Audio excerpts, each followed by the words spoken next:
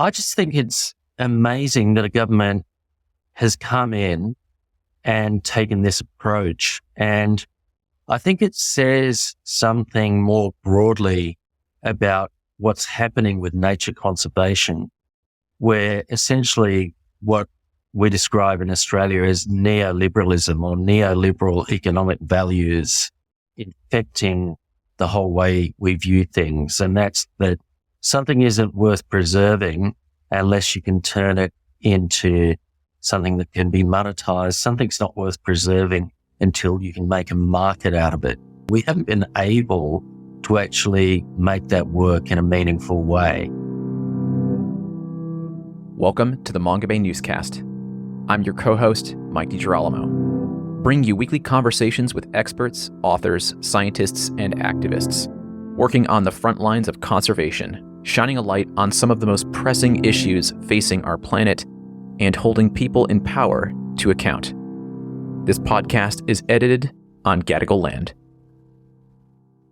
Today on the newscast, we speak with quantitative ecologist at the University of Melbourne, Yung En Chee, and award-winning journalist Stephen Long about the status of the much-beloved marsupial, the koala, whose population numbers continue to decline.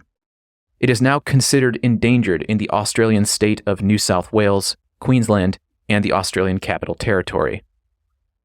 New South Wales has allocated $190 million toward a state koala strategy for 2021 through 2026, with the ultimate goal of doubling koala population numbers by 2050.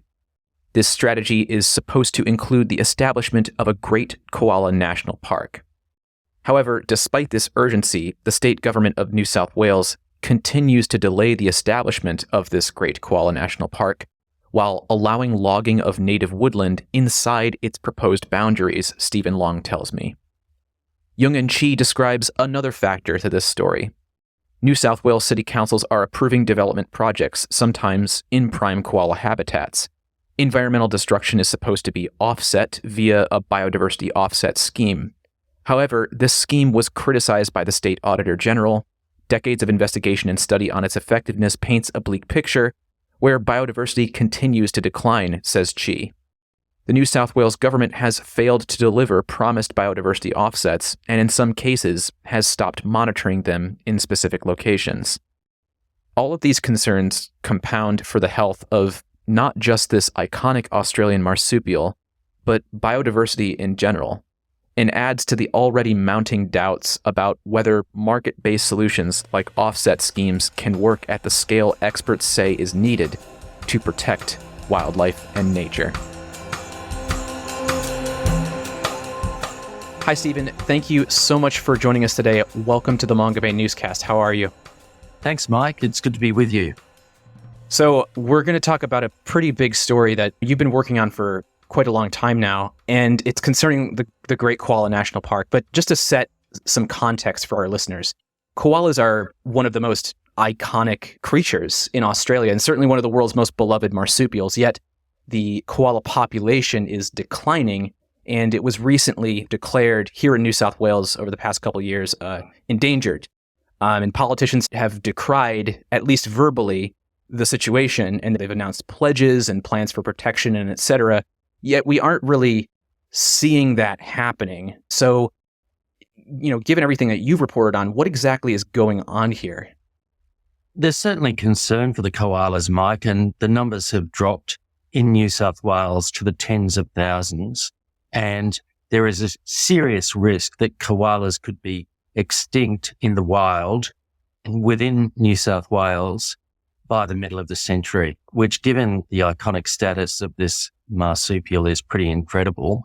The population estimate from the National Koala Monitoring Program says there are between 95,000 and 238,000 koalas in the states of Queensland, New South Wales, and the Australian Capital Territory. What's happening? Well, on the one hand, we have the great proposal to create a vast national park as effectively a koala sanctuary. On the other hand, it's being delayed.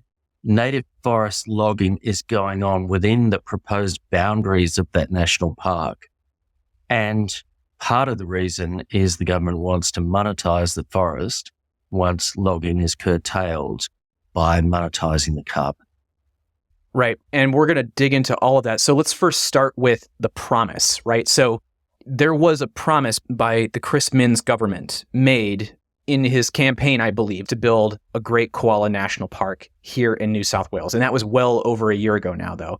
But we still don't have one. So what was the promise, and why precisely do we still not have one? The Labor government under Premier Chris Minns came to power promising to add a whole lot of land to existing national parks on the mid-north coast in prime koala territory. And they were looking at adding about 176,000 hectares of state forest, public forest estate to existing national park to create this vast koala habitat and hopefully save the koalas. Now, this had been Labor Party policy for a decade to do this. And when they came to power, it was a big reason, big fillip to the public support for the government. And yet time's dragged on and it's still nowhere to be seen. Now, the official reason is that they're consulting with interest groups, Indigenous rights holders, environmentalists, and timber workers and their representatives in the industry and the unions before they finalise the boundaries of the park. But this delay is very worrying for a number of reasons. Right. And we're going to talk about those reasons. One of them is that part of the land that is proposed to be in this park is currently being logged right now. And can you tell me what's going on with that? Yeah. I've recently been on the ground up there videoing for a subsequent report. And there are multiple active areas where contractors working for the Forestry Corporation in the state are in there logging native forest. We actually captured the loggers at work. And there's both plantation within the boundaries of the national park, plantation forest that's previously been logged, and native forest where you've got highly varied trees that are being torn down. And it seems extraordinary to me. I would have thought that the first thing you would do when you had this commitment as a government to create this national park would be you'd put a moratorium on all logging. Now, the government did stop logging in certain designated koala huts, but we know that a lot of this is koala habitat and habitat for other endangered species such as the greater glider. And yet the government is allowing this logging to continue. Right. And you said you were just there, and I believe you mentioned to me earlier, you had witnessed logging happening in native woodland, correct? Absolutely. Yeah. We got a drone. We were driving and we could actually hear the logging going on. We got a drone up and captured these huge machines. This is industrial scale logging, these huge machines just tearing down trees. Now, supposedly they don't clear fell the native forest, but it's not like old style logging that one pictures from ye old times where there were chaps with hatchets chopping down trees or even chainsaws. Now you've got these vast multi-ton vehicles that are just heading in and smashing down vast sections of forest.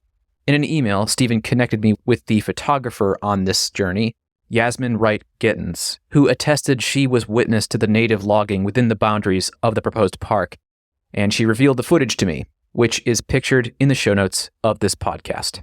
And we also saw areas that had been marked up for future logging. And what was interesting there, Mike, was they reserved, as they're meant to under the laws and requirements, certain trees as habitat, and they'd spray painted an H on various trees. And we noted that quite a few of these trees they were safeguarding for habitat were relatively small. And just adjacent to those trees, you'd have vast stands of prime eucalypt favoured by koalas, mature trees, really, really old, that were slated to be chopped down or knocked down. So You released a documentary with the Australia Institute, which I encourage listeners to go and check out, and I'll put a link in the show notes to this episode. But in this documentary, Premier Minns claims there's a need to monetize the forests upon which the proposed National Koala Park currently sits via carbon credits. That's right.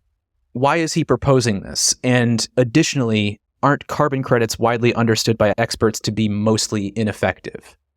Well, there's been a lot of work questioning the value of carbon credits. You'd be aware of the reports that have looked at the carbon credits certified by Verra in the voluntary carbon market globally, which found that a large share, up to 90%, were bogus because they essentially overstated the baselines.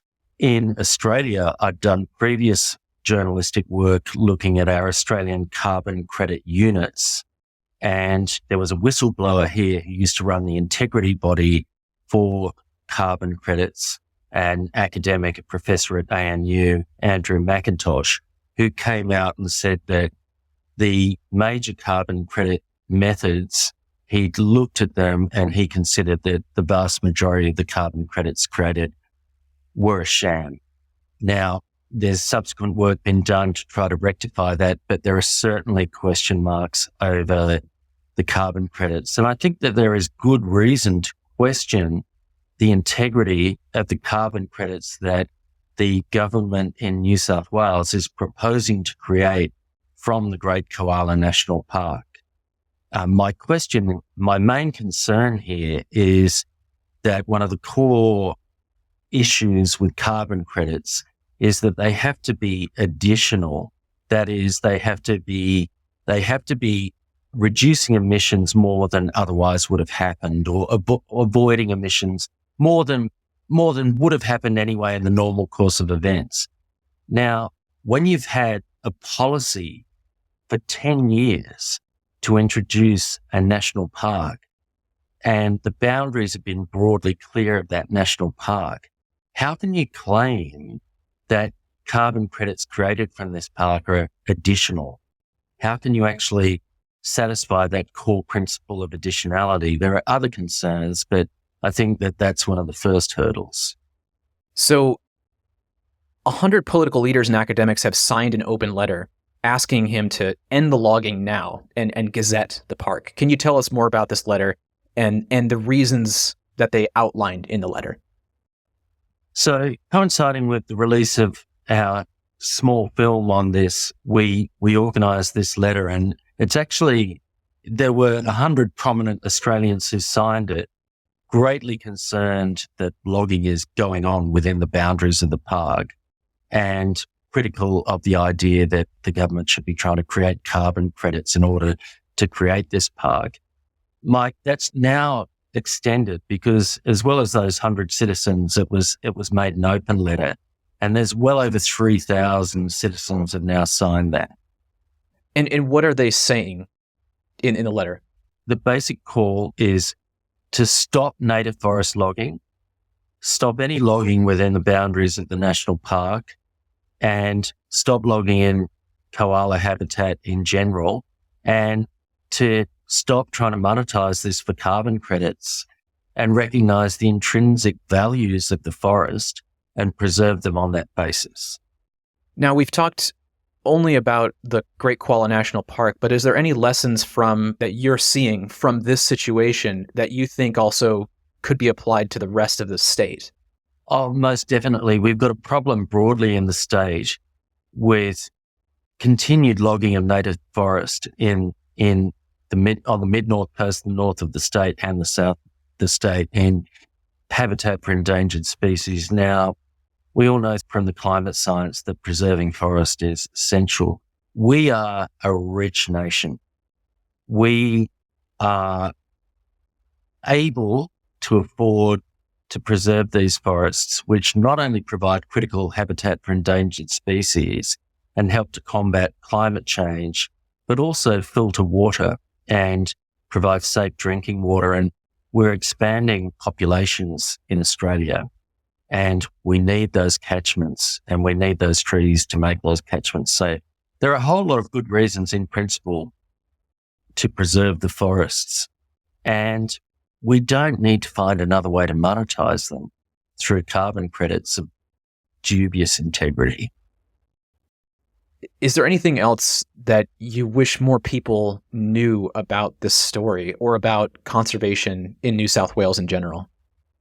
Well, I just think it's amazing that a government has come in and taken this approach. And I think it says something more broadly about what's happening with nature conservation, where essentially what we describe in Australia as neoliberalism or neoliberal economic values infecting the whole way we view things. And that's that something isn't worth preserving unless you can turn it into something that can be monetized. Something's not worth preserving until you can make a market out of it. There's been controversy in Australia over the creation of nature conservation markets. And we've seen all sorts of problems with, again, bogus offsetting or failure of offsetting for putting in a road and, hey, it's going to kill the habitat of an endangered frog, but hey, we can preserve some land somewhere else, so that's okay. We haven't been able to actually make that work in a meaningful way. And this belief that everything has to be turned into a market, that you can't preserve things because they have intrinsic value, to me is a core part of problem in the thinking behind this. Stephen, thank you. That's all the questions I have for you. And I just want to say thank you so much for joining me today on the Mongabay Newscast. It's been a pleasure. I'm really pleased to have done so, and thanks very much, Mike. Stephen touched upon a very important part of this story, which is the concept of a market to compensate biodiversity destruction in one place by protecting it somewhere else, quote, offsetting it. To put it mildly, attempts to do this in Australia and New South Wales have been a real failure, particularly for koalas. I turned to Yung En Chee, Senior Research Fellow and Quantitative Ecologist at the School of Agriculture, Food and Ecosystem Sciences at the University of Melbourne, to explain this more, what biodiversity offsets are in New South Wales, and why they are not working. Hi, Yung En. Thank you very much for speaking with me today. Welcome to the Mongabay Newscast. How are you? I'm well, thank you. Thanks for having me. And it's a privilege to have you here to talk about biodiversity offsets today. I want to set a little bit of context for our listeners first. For those of you who aren't in Australia, anyone who does live here, though, is keenly aware that we're going through a housing crisis in pretty much all of the country right now, but particularly here in Sydney, where I am, where a 2-bedroom apartment can easily run you over $1 million AUD. And roughly 163,000 homes currently sit empty in the city. So that is all to say that building additional housing is still a legitimate need here. However, it appears that building developers and city councils are choosing wooded areas, including koala habitats, to do some of this development in, kind of destroying landscapes and pushing this development in an ever-increasing outward sprawl. Some of them are pledging biodiversity offsets to pay for the damage this causes. So there's a ton of issues we could talk about here, but can you tell our audience what exactly is the biodiversity offset scheme in New South Wales, and is it actually going to pay for the damage that it's causing? Yeah, so the concept of biodiversity offsets is fairly simple in and of itself. So the idea is that you are going to cause harm or destruction to a natural environment, an ecosystem, or the habitat of a particular animal, whether it's threatened or not. And you will have to provide compensation for that. So that's the essential idea of an offset. You're going to cause harm and you have to provide public compensation because this is a public good that you're destroying. So that's the basis of that concept. That's all there is. Unfortunately, it turns out to be incredibly difficult to design, implement, and actually deliver this compensation in practice. Mm-hmm. So New South Wales has a formal New South Wales biodiversity offset scheme, which is a regulatory requirement. It means that, it covers all the landscape across New South Wales, where if you want to destroy some habitat that's a native habitat, you have to provide compensation for it. So it's required by law. It is not a voluntary opt-out sort of situation. And is it working? All the evidence for us suggests no, a pretty flat no. And why isn't it working? Because it turns out that it's actually incredibly difficult to undertake. So when this happens, ideally you would want to have these offsets delivered upfront before the development actually goes ahead. It turns out that in many cases that doesn't happen. So the public is actually underwriting an immediate loss for some potential future gain. And it turns out that that is actually really difficult to guarantee that this will actually happen in practice. There is much better evidence from the state of Victoria, which is just south of New South Wales, where there have been many more rigorous studies done. Victoria's system is a little bit earlier than the New South Wales system, and there has been much more study of that in partnership with its academics, in partnership with the government. And they found that it's actually really difficult to demonstrate this fundamental concept of no net loss, which is, this is where the compensation comes in. We should be able to compensate so that there's no net loss in biodiversity outcomes at all. And it turns out it's incredibly difficult to actually know whether or not that is happening over a period of time, partly because things are delivered at different times. Offsets can also fail. There are many examples of that doing so, that happening or occurring, both in New South Wales as well as Victoria. Not only do these systems fail in New South Wales, the government also sometimes fails to monitor them or track their effectiveness through annual reporting. Lisa Cox at The Guardian revealed this past March this was precisely the case in Shanes Park, Riverstone, and Schofields in Western Sydney, where the government has stopped monitoring or reporting on a $530 million conservation project since 2020, even though they are legally required to do so. One of the most high-profile cases in New South Wales on the failure of the offset system to deliver environmental protection was the construction of the M7 toll road. Lisa Cox was also the reporter on this story. Among a few broken promises, the New South Wales state government was supposed to create a public reserve to offset the damage of this toll road. They never did, and it's been well over 15 years since it was proposed. And it says there's nothing simple about delivering this system of compensation. New South Wales also has both systems, New South Wales and Victoria, also have this complication of basically a trading market, where the idea is that, they will create a market so that people who need to destroy stuff and want to purchase offsets are able to purchase these offsets from people who have legitimate offsets, and in order to discharge what they call their offset obligation. And it turns out that market function is also incredibly difficult to support, because biodiversity is such a inherently complex phenomenon.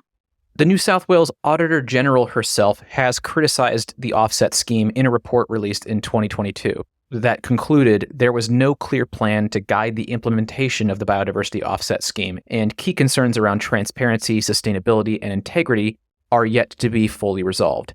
96% of developers' demands for credits can't be met by the supply, the report says.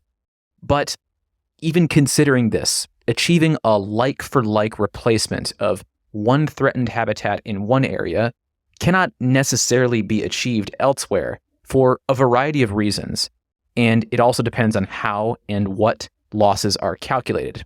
So, for example, Yung En uses the term no net loss, which is often the standard baked into offset policies in Australia. So, if you protect one location that would have been destroyed to offset the destruction of another location, that could be considered no net loss, even though there are less locations and therefore less biodiversity than before the project began. If you'd like to read more on this, I've linked an explainer from the IUCN in the show notes of this episode. So if these are so hard to implement and there's proof that they don't actually work, why do them? Why are we doing them? Yeah, it's an incredibly good question that I constantly ask myself, because, the alternative is to there are many alternatives, but, one of the simple alternatives is to regulate and say, we do a strategic assessment of the biodiversity values of the landscape and just designate no-go zones. So you can actually protect stuff up front and circumvent and avoid all this kerfuffle and this, So why do we persist with these? I'm not entirely sure. There's at least 20 years of evidence that it doesn't work. But there seems to be a sort of addiction to the notion of market-based mechanisms and the ability of market-based mechanisms to address market failures like this.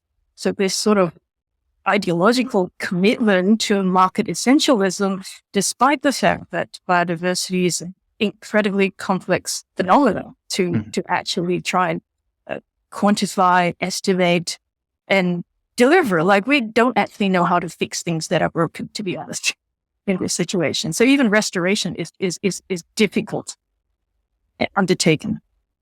So people are probably wondering, how does this relate to koalas? So you were previously talking to me about population estimates of koalas.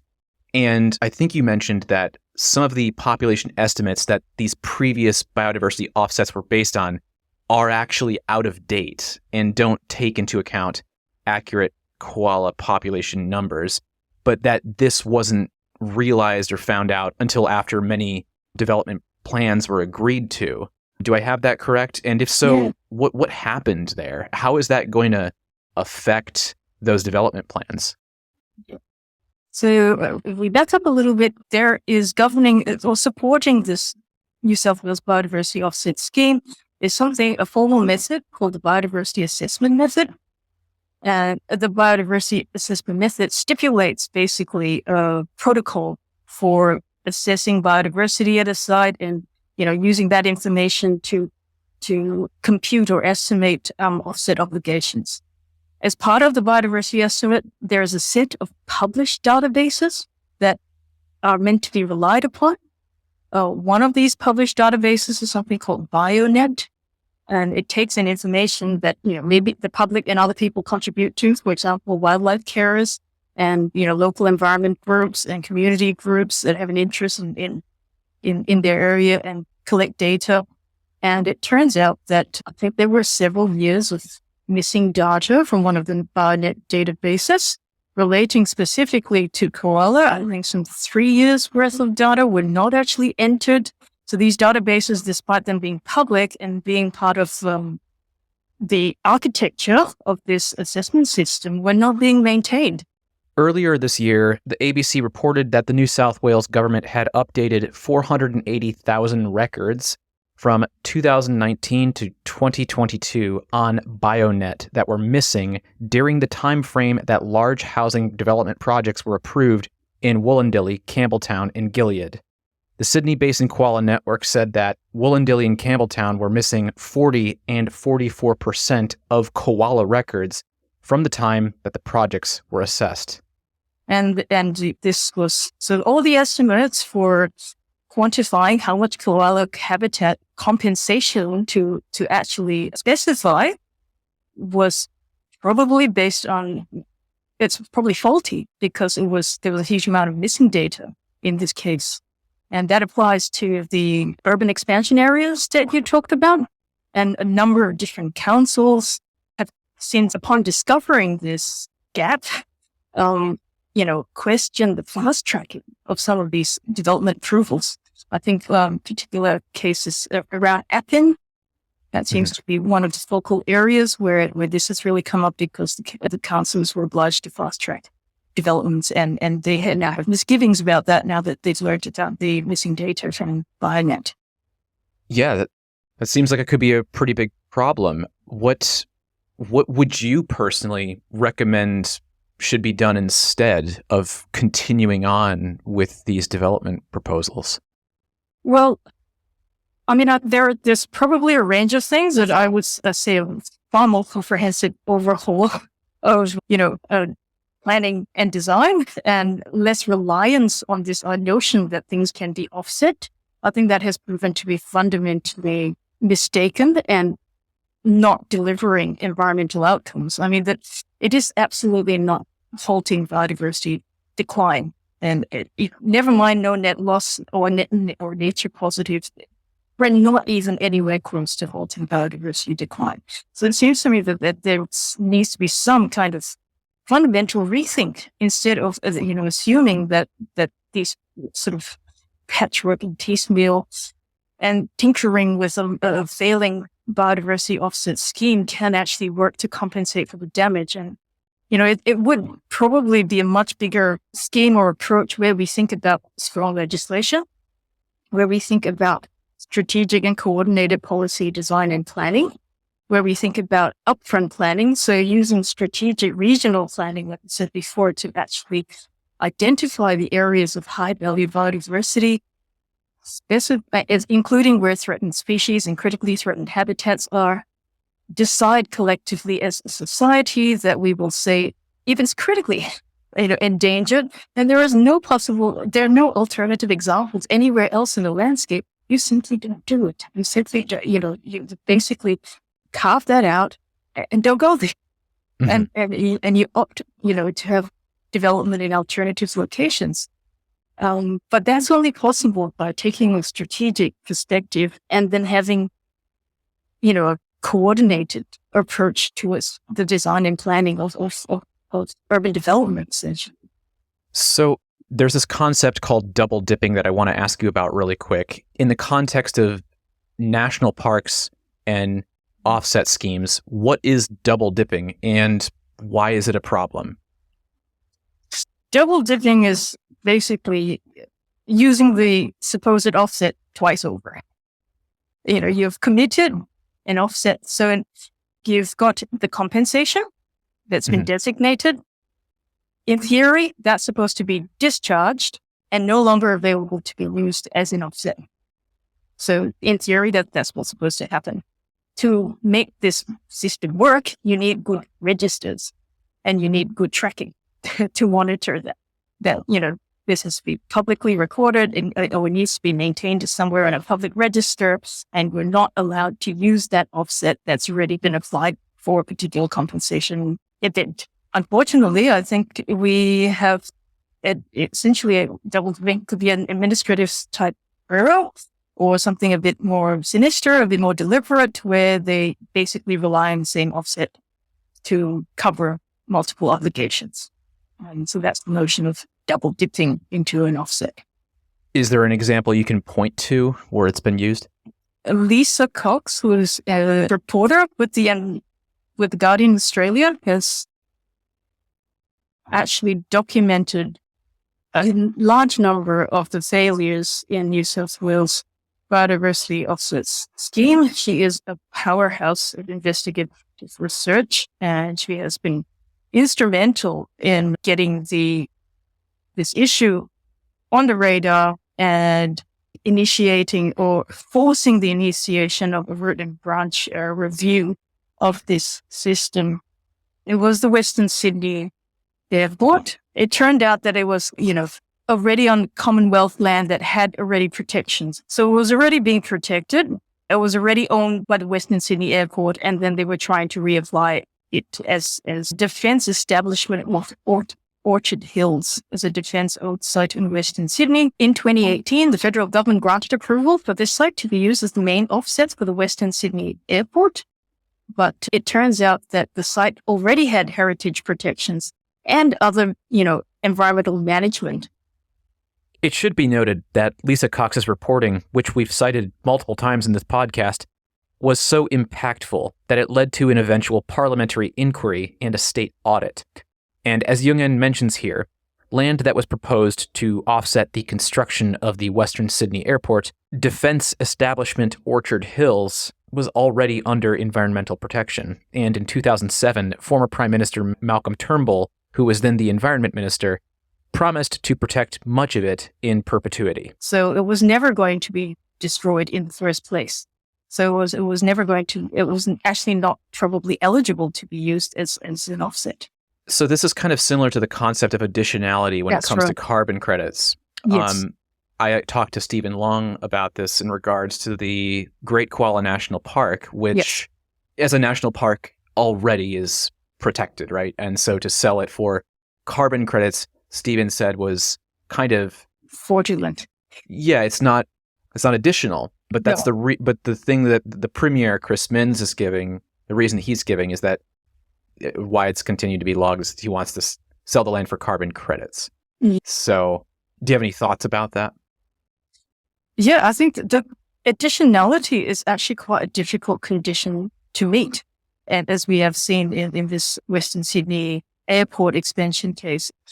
Is there anything else about this situation, particularly in New South Wales, in regards to Koala's offset schemes that you really wish more people knew about? Yeah, well, I guess the main thing is that I think it's a scheme that has grown incredibly in complexity and it's getting incredibly distracting to people. There's so much, even as we've talked, you can see that there's a huge amount of detail and there's a huge amount of complexity in how things are defined, how things are estimated, how data is gathered, how predictions are made, and how claims are underlined or how claims are justified. It's turned into a mushrooming of complexity, and everyone just gets distracted trying to fix and tweak little bits of complexity, but maybe the entire thing needs a fundamental rethink because the endpoint is not being delivered. The endpoint of better, just even basic compensation in order to acquit no net loss is not being delivered. Never mind nature positive. We're not even getting to that really basic stated objective of no net loss. I'm not sure how long this failure has to persist before we decide that we really ought to change course. So I think that's something I wish more people appreciated so that they can actually ask for policy alternatives, like stronger laws and regulation and more strategic planning to actually collectively agree on the important areas that we want to protect and the sort of, in a way, sacrifice zones where we will accept that we will lose native vegetation or habitat for native animals. Yung En, thank you so much for speaking with me today. It's been a pleasure. Thank you. If you want to read the investigations and reports on the Great Koala National Park from the Australia Institute or the biodiversity offset schemes from the Guardian Australia, multiple links have been provided to each in the show notes of this episode. As always, if you're enjoying the Mongabay Newscast or any of our podcast content like our sister series, Mongabay Explores, and you want to help us out, we encourage you to spread the word about the work we're doing by telling a friend. Word of mouth is the best way to help expand our reach, but you can also support us by becoming a monthly sponsor via our Patreon page at patreon.com/Mongabay. We are a non-profit news outlet, so just $1 per month really makes a difference, and it helps us offset production costs and hosting fees. So if you're a fan of our audio reports from Nature's Frontline, head to patreon.com/Mongabay to learn more and support the Mongabay Newscast and all of our podcast content. You and your friends can join the listeners who have downloaded the Mongabay Newscast well over 500,000 times by subscribing to this podcast wherever you get your podcasts from, or you can download our app for Apple and Android devices. Just search either app store for the Mongabay Newscast app to gain fingertip access to new shows and all of our previous episodes. But you can also read our news and inspiration from Nature's Frontline at mongabay.com. Or you can follow us on social media. Find Mongabay on our accounts at LinkedIn, at Mongabay News, and on Instagram, Threads, Blue Sky, Mastodon, Facebook, and TikTok, where our handle is at Mongabay, or on YouTube at Mongabay TV. Thank you, as always, for listening.